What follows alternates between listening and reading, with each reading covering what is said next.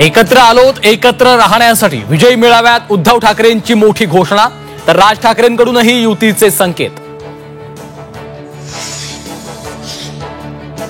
अनेकांना जमलं नाही ते फडणवीसांनी करून दाखवलं। एकत्र येण्यावरून राज ठाकरेंचा टोला, तर आमच्यातला अंतरपाट दूर केला, उद्धव ठाकरेंनीही डिवचलं।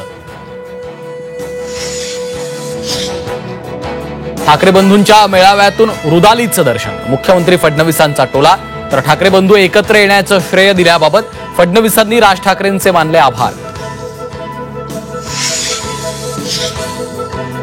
मराठीचा आग्रह धरणं गुंडगिरी असेल तर आम्ही सतत करणार, उद्धव ठाकरेंची रोखठोक भूमिका, तर जास्त नाटकं केली तर कानाखाली आवाज काढाच, राज ठाकरेंचा कार्यकर्त्यांना आदेश।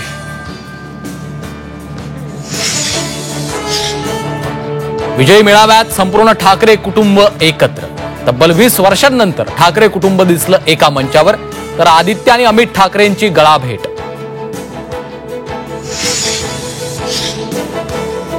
उद्धव ठाकरेंवर राज ठाकरेंना सन्माननीय म्हणायची वेळ आली आहे। भाजप नेते प्रवीण दरेकरांचा हल्लाबोल, तर मेळाव्यात राजकारणाचा दर्प दिसल्याचा आरोप।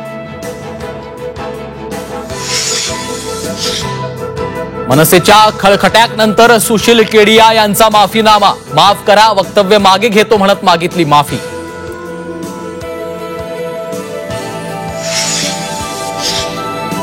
माळेगाव सहकारी साखर कारखान्याच्या चेअरमनपदी अजित पवारांची निवड, तर उपाध्यक्षपदी संगीता कोकरे।